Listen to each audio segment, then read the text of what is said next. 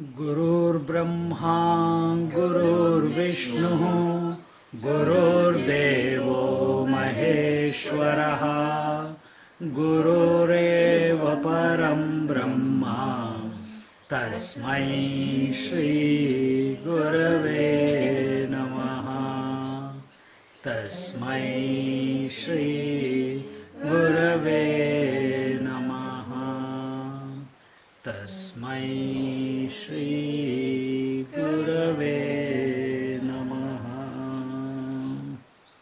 So we saw the various terminologies, what the thought is, how that one infinite becomes the many, what is Paramashiva, what is Shiva Shakti, what is bondage, what are the instruments of perception, what is liberation, what is Shaktipat, all these different topics which are not other than the terms given in Advaita Vedanta. And now we come into the text proper. But before we begin the text, like every Upanishad, also always there is some invocation mantra. That invocation mantra here is as a Mangala Charana. What is the Mangal Charana? Invocation. But what is this Mangala Charana? Two things. If you say Mangala plus Charana, Mangala means auspiciousness, Charana means feet. So auspicious feet. So my prostrations, my salutations to the auspicious feet, and therefore we chant Guru Brahma, Guru Vishnu, Guru Devo Maheshwara. Why? We bring all our energies together, we become focused, so that we are able to, with a focused mind, delve into the text that we are going to study. That's what we did just now. Similarly, my prostration, salutation to the feet of the Lord, to the feet of the Guru, so that I may be able to understand, comprehend, practice, realize the knowledge that is going to be expounded in the coming verses. The subject matter is told in these invocation mantras. Second meaning of Mangala Charana. Mangala, the Sanskrit language is very interesting. Either we can do Mangala plus Charana, or we can take the A from Mangala and add it to the Charana. It becomes Mangala Acharana. Acharana means conduct. So auspicious conduct. How we should conduct in a proper manner, so that we are able to recognize we are that infinite reality, the divine reality, the Sakshi Chaitanya, the witnessing consciousness. So until and unless our conduct doesn't become auspicious, how will our conduct become auspicious? Only when our mind becomes auspicious, when our thoughts are of auspiciousness, of blessedness, isn't it? How will our thoughts become auspicious? When all the thoughts are focused towards the divine, then alone it will become auspicious. They will become auspicious. Either you keep chanting Om, or you remember your Guru, or you remember the Self, any divine theme, then alone the thoughts will become auspicious. See how? Both meaning the same. One thing is, I surrender to the feet of the auspicious feet of the Guru, and the other is, let there be auspicious conduct be invoked within me, which becomes the bridge to the reality. Isn't it? And in this way, these invocation mantras of Amrit Anubhav, there are five. There are five mantras, and they indicate the subject matter, the theme. What is the theme? Amruta means nectar. Anubhava means experience. Anubhava means experience. So nectar of experience. Nectar of experience of an orange, of a mango? No. Nectar of experience of the self. That which leads to immortality. That which leads us, they say, Mrityor ma amritam gamaya. From mortality lead me to immortality. That same amritam gamaya, that amruta is here amruta, anubhav. So lead me to the experience of nectar of immortality. This is the subject matter. And is it a destination to be reached? We use this language. Language can be only in duality, isn't it? But is there a destination to reach? No. No destination to reach. And yet, the prayer is made, and in this way, the main, Swamiji says, after having studied the Amrit Anubhav, that in many scriptures, the idea of vasanas or the idea of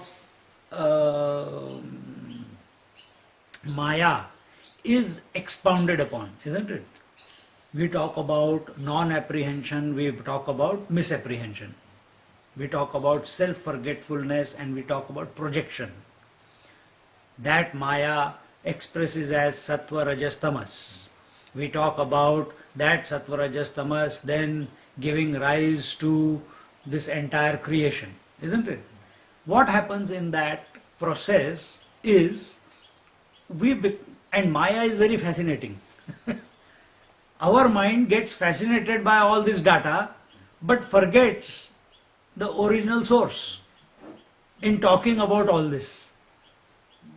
We are trying to teach the mind, but in that teaching the mind, we are using the words, and those words are trying to solve this matrix called creation. But then we get lost in the creation and forget our original purpose of inquiring into the creation.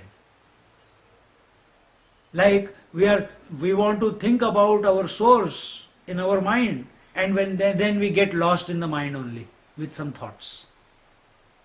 We want to get to the source, that is this satsang, and somewhere along the way we get lost in the way. Why? There was a nice movie, or there was a nice ice cream parlor, or there was a nice coffee fragrance coming. So okay, let's have a coffee. We started drinking coffee, then we started talking to someone, or we started reading newspaper, and before we realized, the satsang must be over now. Let's go back home.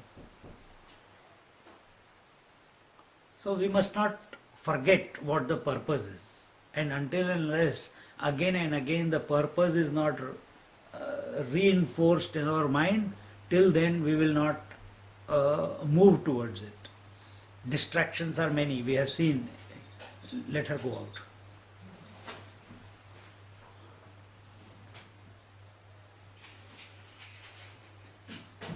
खुला रख दे, उसको जाने दे जरा.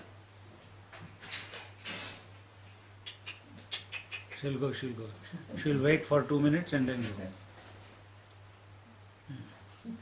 go. So, whenever we talk about Maya, it only takes our attention away from the original source, takes our attention away from the divinity, takes our attention away from the Paramatma.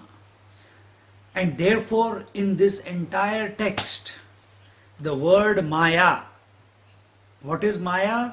That which exists in its own absence. What is vasana? We keep talking about vasana. What is vasana? Subconscious impressions. Where are they appearing? In the subconscious mind. Is mind the reality? No. It is an expression of the Maya alone. It is the expression of the Maya alone. So, in this entire text, the teacher, Jnaneshwar Maharaj, he does not deal with Maya or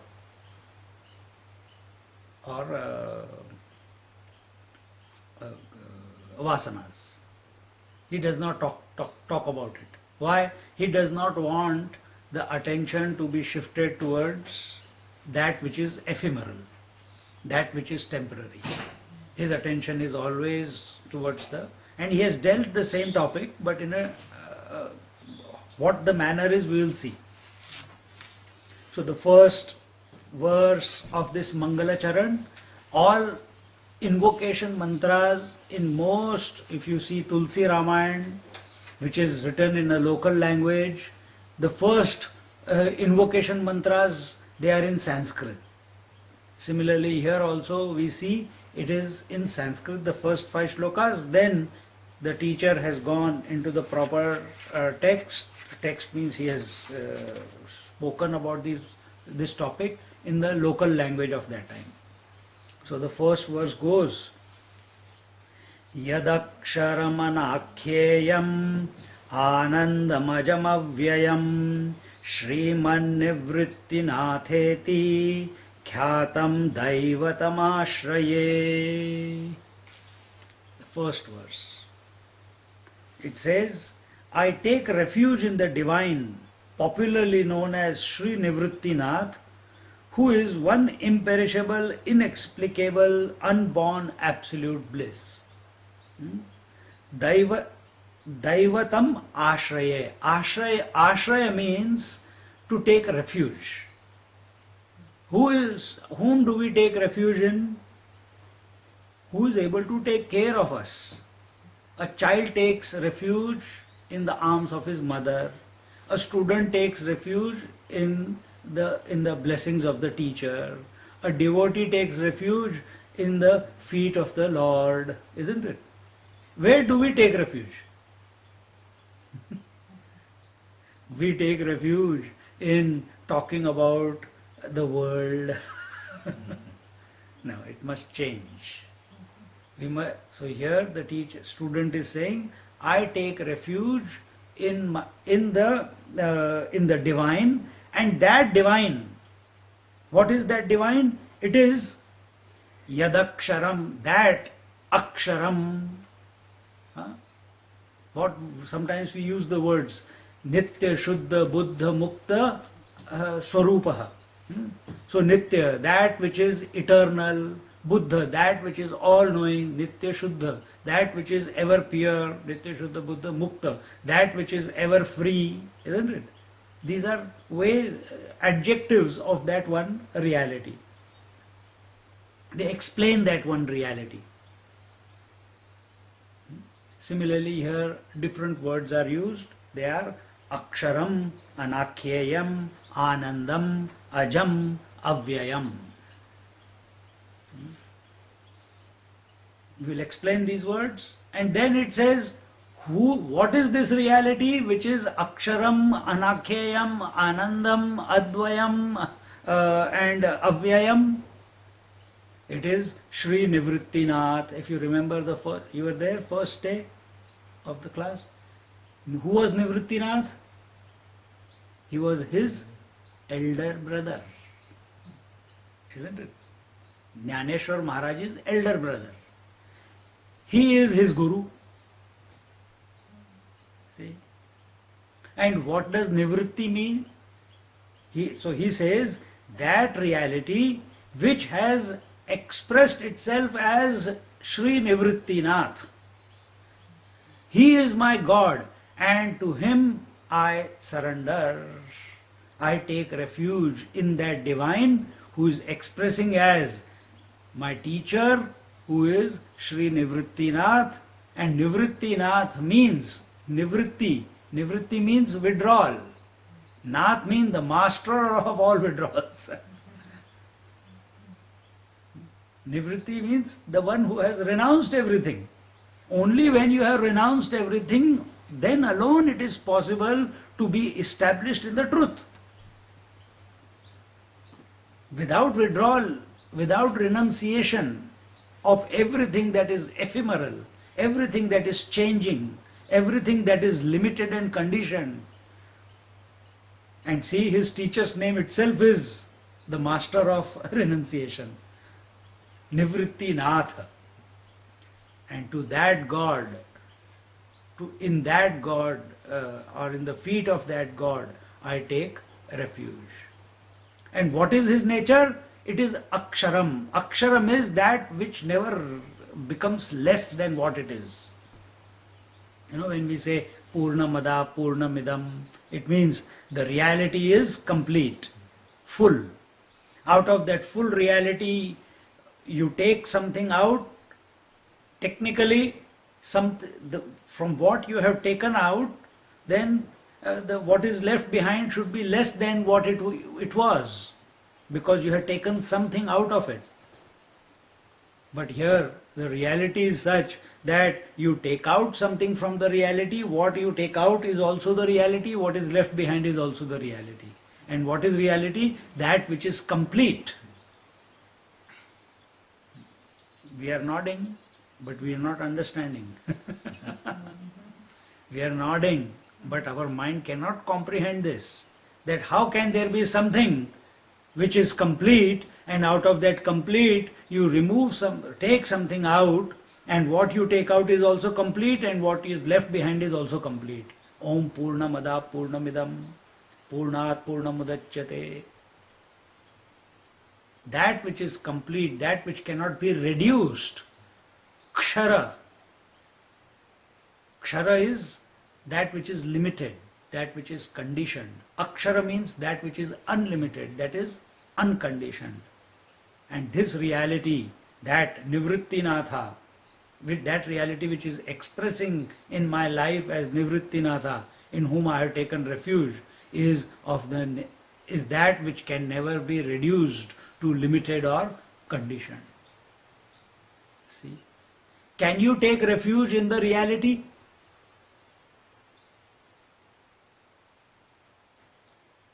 Who will take refuge? Because we are that. Who, answer the question, who will take refuge? Jiva. The jiva. The conditioned entity will want to take refuge in something, isn't it? But can conditioned entity take refuge in the infinite, undescribable, transcendental reality? Why not? Why it cannot? It is part. It is the. The jiva, why the jiva cannot take refuge in the one without a second reality? Because it's finite? How can the infinite be finite? No, I mean the jiva is. One is Jiva is finite. One is realizes the self. Yeah, but in realization then this prayer is not required. No, then meditation. But then this prayer is not required. Because that reality is abstract. You cannot live in the space unless you not become the space. Not become the space. You cannot live in the space unless and until that space is not converted into room space or bedroom space, isn't it? You can live in a house, but you cannot live in space. Understand this part? You can live in a house, but house is also nothing but empty space. This room is also nothing but empty space, but with a conditioning. So who is Nivrittinath? He is the expression of that reality who has appeared in his life as his Guru. And what is his nature? It is that of Akshara. What's Akshara? What's What I have been saying for last 5 minutes is Akshara.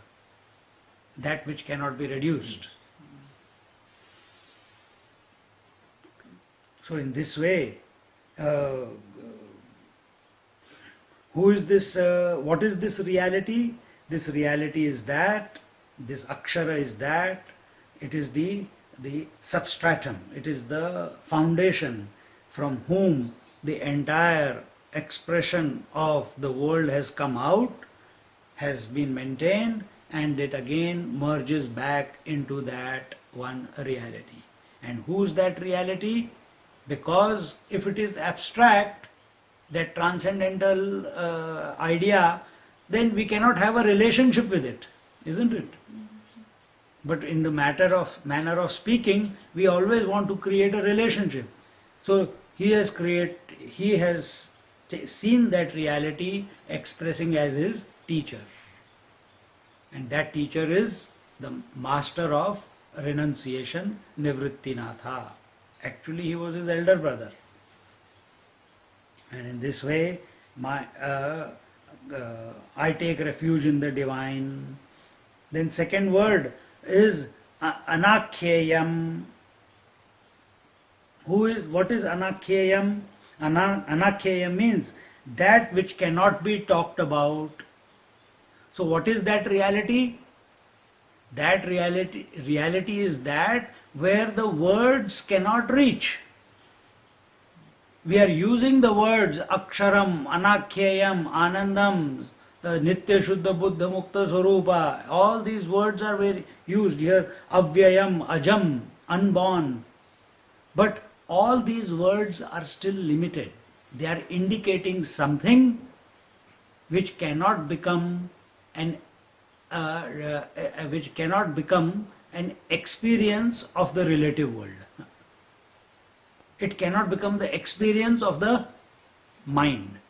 As long as the mind is thinking, these words are nothing but thoughts, isn't it? Anakhyayam, Ajam, Avyam, these are thoughts. But as long as these thoughts are present and you are concentrating on the thoughts, the reality is far away. But when we take these thoughts and put our attention on what they are indicating, then these thoughts also go away, leaving behind the experienceless experience. If someone shows you, hey, look at that bird on that branch, and you start only looking at the finger which is pointing at the bird, your goal of the finger is to point to the bird, but you are only focused on the finger. You will never see the bird. You take the finger, whoever is showing, with that finger you see in which direction it is pointing, and then you drop the finger out of your mind. You look at the goal that it is, or the destination that it is pointing towards. Similarly, these words which are of the relative are indicating that infinite. And what is that infinite? That which is beyond the words. Anakhyayam, that which cannot be talked about. Words cannot reach it.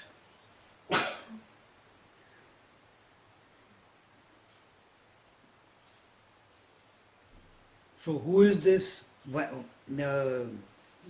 the Swamiji is telling that only by surrendering to the feet of the teacher, only by taking refuge in the feet of the teacher can reality reveal itself. So we all have very fantastic ideas about realization, about that oneself, but till we get to that oneself and recognize it as my own essential nature, or I am that, till then you must have someone or something at the altar of which you surrender yourself completely. Must.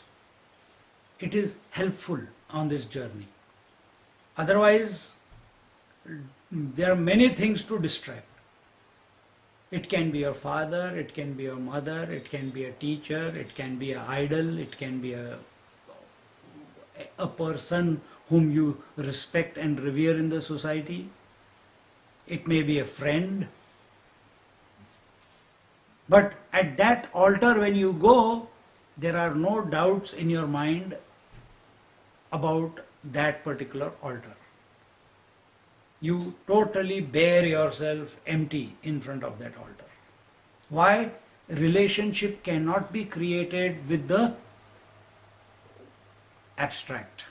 Relationship can be created only with something with name and form. And through name and form, by surrendering at a name and form, with the understanding that this name and form is a representation of the reality, then alone our mind will transcend. Why? It invokes the grace. See, when we look at Krishna or we look at Shiva, what happens? Those who are the devotees of Krishna, the qualities of Krishna start expressing through them. Those who are the devotees of Shiva, naturally inclined to Shiva, the qualities of Shiva start expressing through them. Those who are devotees of Rama, naturally the qualities and ideals of Rama, they start expressing through them. So choose such an altar at the feet of which you feel comfortable, that if those qualities of that person start expressing, let it be God, let it be a teacher. You are comfortable with that. Because who is the teacher? Who is the guru? The guru principle is one. Now that's what comes, that same guru is expressing both. From guru's standpoint, the same principle, the same reality is expressing as the guru as well as the teacher and the taught. Both are expressing expressions of the same reality. But the student is approaching the teacher, taking refuge at the feet of the teacher, seeing him as a representation of the reality. The teacher is looking at the student with this feeling that me, the teacher, and he, the student, are both expressions of the same reality. The student is surrendering or taking refuge because he thinks that he is limited. He thinks the teacher is unlimited. The teacher is a representation of the reality. But he thinks he is not. Until when he will keep thinking that he is not? Till the mind is functioning. Till the doubts are there. Till he doesn't himself become a guru. Becoming a guru, don't misunderstand me, becoming a guru is not to give lectures or to sit in meditation. To be the guru principle, to be one with the guru principle means what I told towards the end of the meditation, that your experience is that of oneness through multiplicity. See? Until that does not happen, we are only going around in circles, reading many books, studying all the scriptures, but not abiding in that reality. At the physical level, why do we need a teacher? Yes, teacher is there in every one of us, no doubt. Without that guru principle, nobody can be alive, isn't it? But then why do we need a specific teacher in our life? Like Jnaneshwar Maharaj has found a teacher in his own brother. Normally brothers fight, isn't it? They argue, they compete, they compare. But here he has found a teacher in his own elder brother. Why do we need a physical teacher? Why can't we make a book our teacher? Why can't we make, oh, no, we understand that the Guru principle is within us. Then invoke that. That is the best. Every teacher wants that every student must recognize the teacher within. That is what the whole journey is. But till we have not, till we have doubts, till we feel we need the blessings, that when will that day come when the Lord's grace will flow abundantly on me? And what does flowing of grace mean?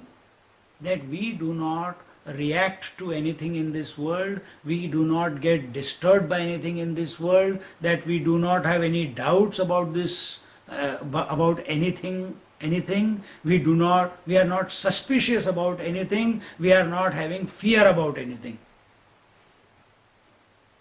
This is what is meant by grace flowing through. Then your mind is totally absorbed in the blessings. From that moment onwards, then everything is fine. But till that does not happen, we need the blessings of the teacher. We need someone to remove our doubts. We need someone to go to and empty ourselves, to take guidance. Till we reach a point where we recognize that the teacher outside and the teacher within is one and the same. The day that happens, that the teacher outside and the teacher within is the one and the same principle, at that very moment a spontaneous explosion will take place within you, and we will recognize the teacher principle, the Guru principle expressing in this entire creation, not only in that one person in front of you. To such Nivritti Nath, who is Akshara Tattva, who is Anakhyayam, who is Anandam, at that moment of recognition, there is Anandam. Anandam is that which is unadulterated bliss. The recognition that this Akshara Tattva, this Anakhya Tattva, this reality which can never be reduced, that which cannot be talked about, is nothing but the self within, is nothing that is expressing through everything, and specifically through my teacher. Why that special attention? Because he has taught you, he has guided you, he has, like Anubhavananji, why that special affection and attention to that? Because all that I have understood today, or about the scriptures, it's only because of him. I did not know that he even existed in this creation. But how he came into my life, or I came into his life, from his point of view, he is infinite. So I can, as an individual, I will say he came into my life, it was his grace. Isn't it? And when you start thinking about that, how did he come? I don't even know him. And he allowed me to come and study, and then he taught me, and he still comes all the way here to bless me. In this manner, when we start thinking how that divine hand is playing its game and taking care of your journey, of your growth, of your is chiseling you along the way so that you become perfect, only a teacher can do. You cannot chisel yourself. Very difficult. Because if you decide to chisel yourself and make yourself perfect, ego is increasing. And ego is the main cause of differentiation between you and the reality. So it is best to hand it over to someone. But that will only happen when you have given a status of greatness to that Guru. We go to a church, we go to a temple, we go and look at that statue in temples or in house. It's made up of metal, but we have given it a status of greatness. So we take every morning, we light the lamp, we chant the mantras. Does that metal statue need it? No. But you have given that status of importance to that, isn't it? Why? By giving that status of importance, you invoke the blessings out of that statue, which represents the reality. And your mind becomes calm whenever you approach it, isn't it? Same thing happens when we approach a teacher. When we give the importance, or I shouldn't say importance, when we give or we let our mind know the greatness of the teacher. What does a normal person look at a teacher with 2 hands and 2 legs as? A body. Who is the teacher essentially? The spirit. Isn't it? And how do we judge the teacher? We are all guilty of it. As a person. As a person. And who he is essentially? Why did you go to him? Not because he is a person. Because he represents the reality. That's why we went to him. See? So initially, we are all, as I said, initially the first interaction is always that of, oh my Guru Maharaj, Guru Maharaj, Guru Maharaj.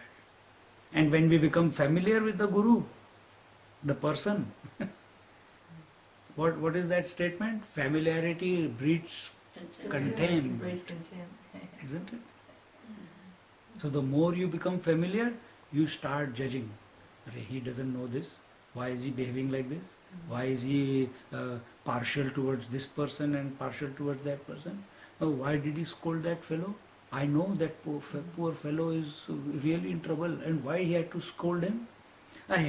He doesn't know this or he doesn't know that. I know better than him. We start talking like this. I was also. But as long as the feeling of that Mahatmya Buddhi in your intellect, you have come to a conclusion that whatever may happen, I will allow myself to be chiseled by the teacher because he knows me better than I do myself. Then growth can continue. In spite of these challenges, you will keep moving towards the renunciation of everything. Because that's all you can do. You cannot come to know reality. All you can do is keep renouncing. Reality is not something to be gained. Reality is not a destination. The wave doesn't have to reach water. The ornament doesn't have to reach gold. It is already, isn't it? Then what does it have to do then? All it has to do is renounce its sense of limitation. Renounce its sense, its wrong sense, its deluded sense of individuality. That it has to drop. And that deluded sense, that sense of limitedness has come about due to identification. So identifications have to be renounced. That's all we have to do in life. And therefore, Nivrittinath. Nivritti means renunciation. And Nivrittinath, his teacher, is the master of renunciation. May his blessings flow through to me. Who is he? He is the next word, that is, yes, I was at Anandam. Anandam is when we start seeing this Guru principle expressing in and through everything, when every experience of yours is able to remind you of that reality, of that Guru, of his grace.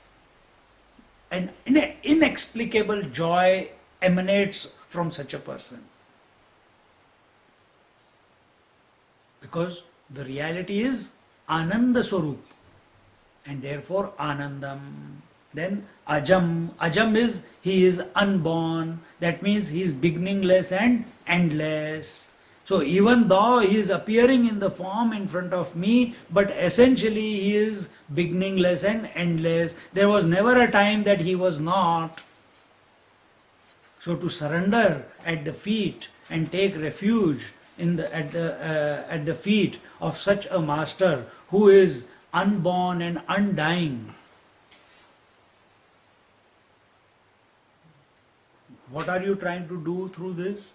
Not only reiterate what is the goal that I have to reach, but at the same time, your devotion and surrender and with understanding, not blindly, towards the teacher is being invoked in the mind of the student. Who is the student? Not us. The student is Jnaneshwar Maharaj. He is writing, after realization, he is writing about his teacher. See, after realization, he has already realized. This was the last text that he wrote.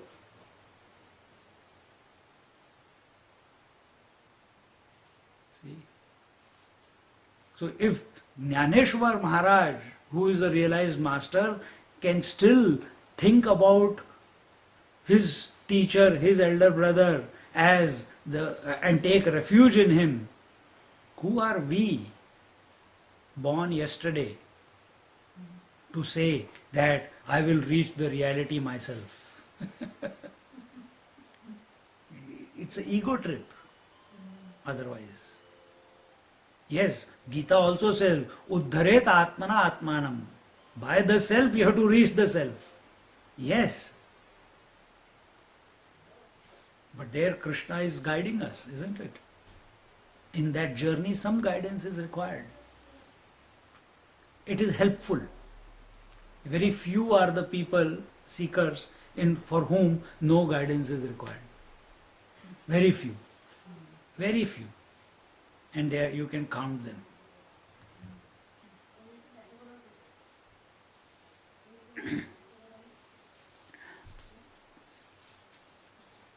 So what is this Anandam? It is that where the inexplicable joy is expressing itself, and that joy, what happens where there is joy?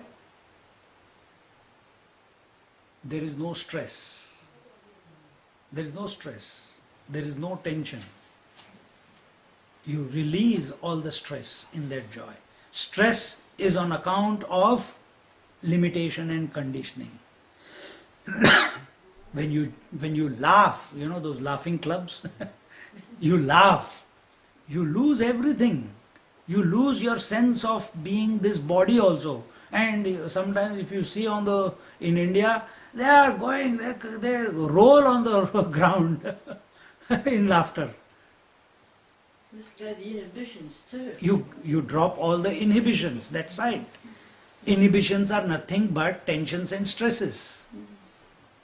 All the blockages. Are they the blockages at the physical level? No, they are mental blockages. That I should not behave like this here, I should not do like that here. And those who are thinking that and laughing, their laughter is very funny. Not be able to laugh. But this Anandam is not just laughter, it is much more. It is that laughter which is free of all causes. It has got no cause. It is unstruck joy.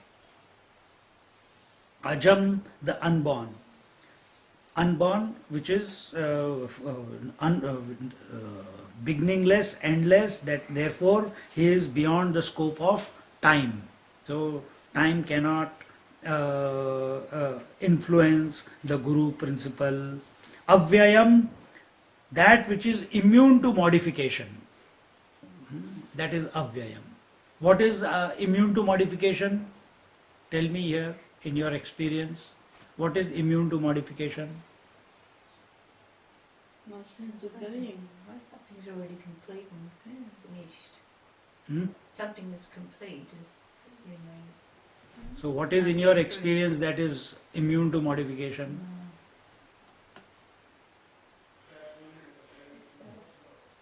Huh? What did you say? Self. Yeah, but self is an abstract thing. Space. Space is immune to modification. Everything happens in space, yet space doesn't change. It's as it is. It doesn't become less, it doesn't become more. This entire creation is appearing in the space, yet space does not become less or more. See?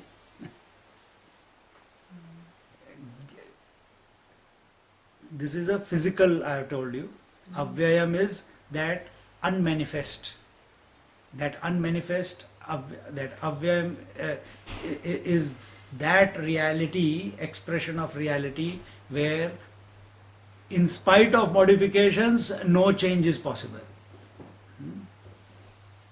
So all the 5 words, the words were Aksharam, Anakhyayam, Anandam, Ajam, Avyayam. All these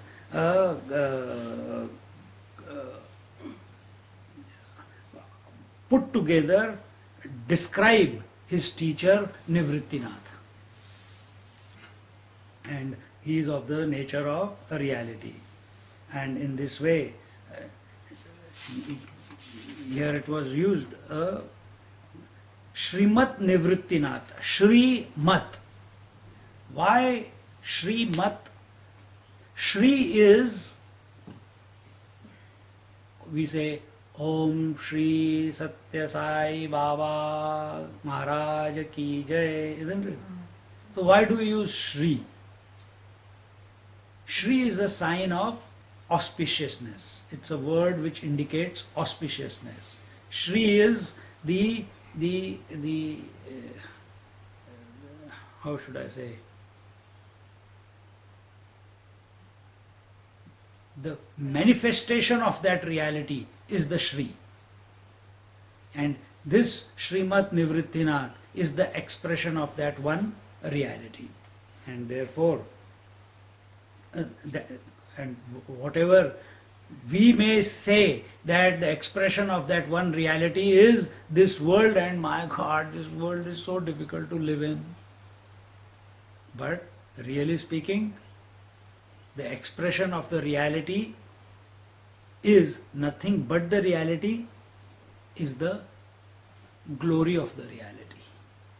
And therefore in the 10th chapter of Bhagavad Gita, the Lord tells that among the rivers I am the Ganga, among the mountains I am Himalayas, among the men I am Arjuna, among the trees I am Ashwatha. And this way he gives about 72, 76 examples. And all that was the vibhuti, that is the fragrance. How do you know this flower is beautiful? Through its fragrance, isn't it? That's when, if a rose is there and without fragrance, will you even go to it? It may look beautiful, but no fragrance. If there's no fragrance, you get very disappointed too. You get disappointed. So that fragrance, and if a flower is without fragrance, you have to go to the flower to see its beauty. But if you are far away and you can't see the flower, but you can smell its fragrance, from far away you know it must be the David Lincoln. Or it must be this particular, jasmine or so and so on. From far away you can come to know that it's in bloom. You don't even have to come close to it. From far away you can know that the fire is going on. Why? You can feel the heat far away. You have not seen the fire, but you can, the heat, which is its expression of the fire, it has gone far away, and you can reach. The moment you feel it, you know there must be fire somewhere. Similarly, this Shrimat, his glory, his grace, his blessings, his manifestation is everywhere, and it is expressing as the devotion in my heart, and that devotion is expressing as this Mangala Charana out of the mouth of the student Jnaneshwar Maharaj at the feet of his teacher. See how beautiful it is.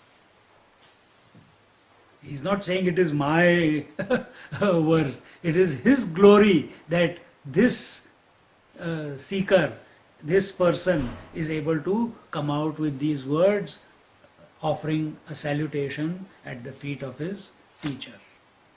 Shrimat Nivrittinam Ashraya. To such a teacher, Ashraye. At such a teacher's feet, I take refuge. What does refuge mean? What does surrender mean? The surrender is again of two types. One is like a monkey and one is like a cat, kitten. A monkey holds on to the mother wherever she runs around. But a cat, a kitten, surrenders to the mother. In the monkey baby, there is still doership, that I have to hold on to my mother. But a kitten, the mother takes care of the kitten. She do whatever you want. So which type of which is your refuge? I have to surrender, I have to surrender, I have to surrender, then you are the monkey.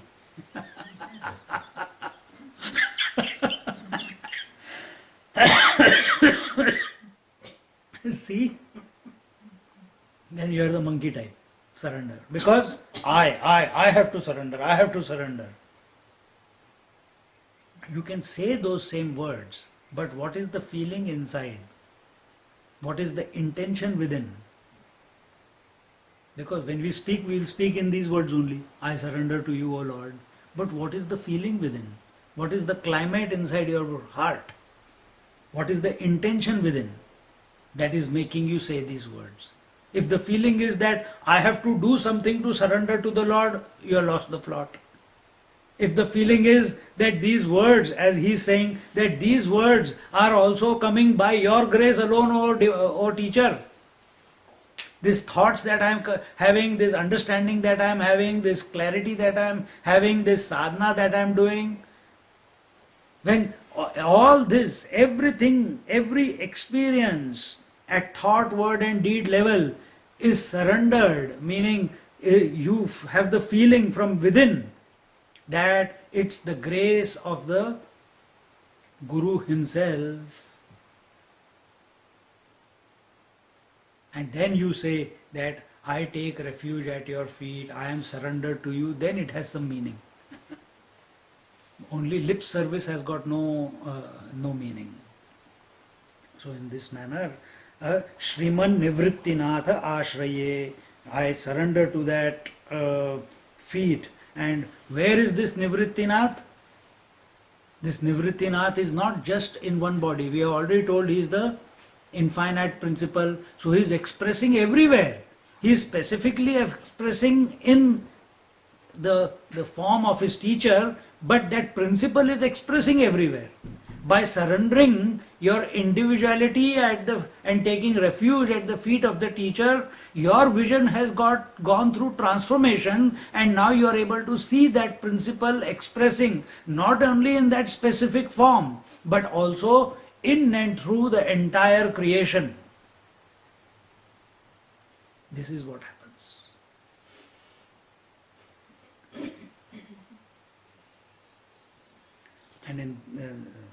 And in this way, when the great saint Sant Jnaneshwara, he offers salutations to the Guru, he is not talking of one individual doing namaskar to another. It is like the absorption of the wave into the ocean. So when these thoughts are presented, at that very moment, I remember when my grandfather used to sit and meditate here in this house, before he has chanted the third Om, he used to be in deep meditation. Sometimes he was able to finish the second Om, sometimes he'll just begin the third one, sometimes by the end of the first one itself he is gone. It's not his decision. But he started with Om, but where did he end up? Where did he end up? Where the one starts and finishes. Remember? Between them. Ended up with the reality. That's where the Om begins and ends, isn't it? So we make the prayer. If we keep thinking that you are separate, I am separate, no, our intention should be, separation is, again we are concentrating on the body. Our attention should be, I take refuge, and that refuge, the understanding is that the self within me is the self within you, within you. This, like our Hanumanji explained, that when I consider myself to be the self, there is no difference between you and me, O Lord Ram. We are one and the same. And yet he continued to serve Ram as a servant, as a das, as a devotee. Why? As long as the body is there, you have to serve as a devotee. My first teacher said As long as the attention is on the body, acceptance that I am this body, then you have to serve. When you consider yourself to be the soul, you are a part of the total, and that total is Ram. And when he considers himself to be the spirit, he says, there is no difference between you and me. And after having this understanding, this experience, yet he continues to serve. The arrogance has not got in. Now I also become a guru. Now people should serve me. See how concocted the understanding becomes. So just like the wave or the ornament has to give up its individuality in order to surrender to the infinite expanse of waters, similarly the prayer here is that when the student or the seeker, the master here, Sant Jnaneshwar Maharaj, when he is making his prayer, now this prayer is not from a seeker. This prayer is from a realized master to his own master. So what will be the quality of his prayer? That we have to see. So he is making the prayer with the recognition that the essence of me is the same as the essence of my teacher. Essentially we are one and the same. There is no difference between us. And with this, the dichotomy in the Guru principle, the dichotomy in the divinity, the differences in the reality, they have not come about. He recognizes that. We go to a teacher with the feeling the teacher is separate to us. And therefore, why should I surrender to him? Why should I take guidance from him? How can he consider himself to be a teacher? And then we compare that teacher to other teachers, isn't it? But we are going the wrong way. Our goal is not clear. If our goal is the reality, then we will not compare, then we will not compete, then we will not compare ourselves to the teacher in a wrong manner. If you want to compare, it should be the self within me and the self within him is the same. So even more surrender should happen. Merging should happen. But if you are if the self within me is the self within the teacher, you think this way, and then the next sentence is, then I am also a guru now. You have gone the wrong way. Akhanda, Is it possible to see, as you were saying, the self in all things, as well as see the individuality at the same time? No, It's not. cannot. Impossible. Because to have the vision of reality is only possible when you have given up individuality. Because what is individuality? Identification to the body, identification to the beginning and end, that I was born one day and I'll die one day, identification with the limitedness that you are, identification that only this I am, everything else is other than me, I am not. And what is that vision of reality? Of oneness. So there is no individuality there. So you just see oneness all round in that. Yes. Not Eyes may see the differences, Hmm. but the experience inside is that of oneness. Like your eyes are seeing right hand, right leg, nose, eyes, head, back, front. All these are different parts of your body, but the experience is one only, no? You don't think that, oh, this arm is someone else other than me, or this arm is someone else other than me. The entire experience is one, even though your eyes are seeing the differences. Same thing when it is with the entire creation, and much more. When the vision is that of oneness, then otherwise we can't bring about by ourselves. we cannot bring it about by ourselves. The only thing that we can do is renounce, renounce, renounce, renounce. Give up, give up, give up, give up. But that giving up also should not be a ego trip. That giving up, renunciation should happen as a side effect of your focus on the reality or on the divinity. Understand? You shouldn't be even aware that you are dropping. Yeah. It should get dropped. Yeah. Why? You are so focused on that infinite.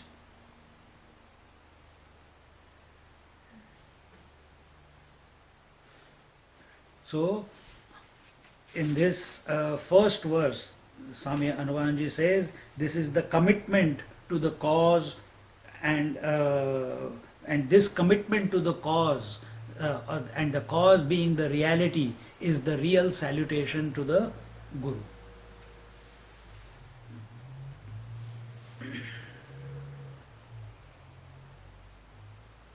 And we'll see the next, and this is the first verse of the Mangal Charana, the invocation. And this way, when we are committed to the goal, when we are not airy-fairy about what the destination is, then we will not go wrong on our path. Then we will not get distracted. And not only being clear, but also knowing that this destination that I am seeking, this goal that I am seeking, is a worthy one, is the greatest of all. The more greatness you put on that goal, the more your mind will get attracted towards it.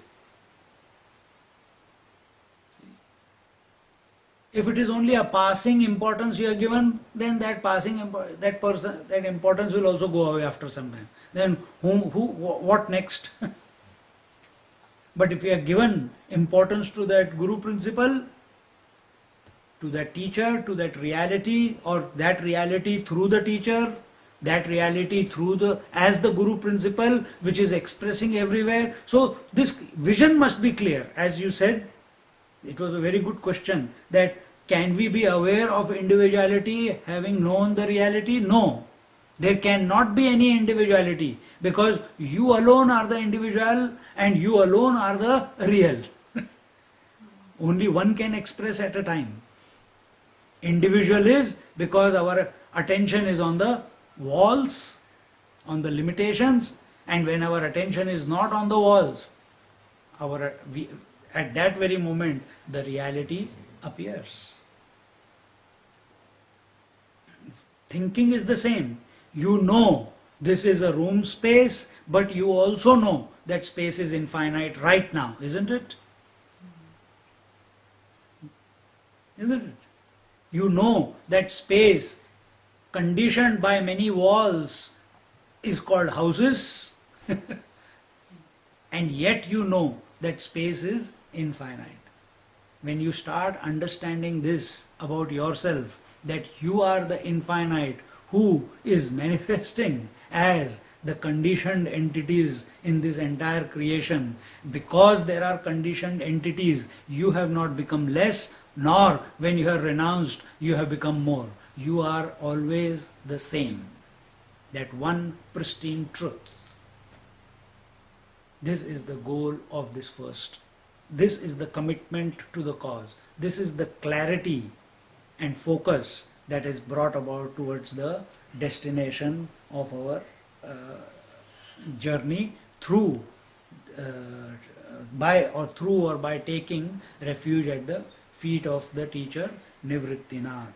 Om Purnamada Purnamidam Purnat Purnamudachyate Purnasya Purnamadaya Purnamevavashishyate. Om Shanti Shanti Shanti. Harihi Om Shri Gurubhyo Namaha. Harihi Om.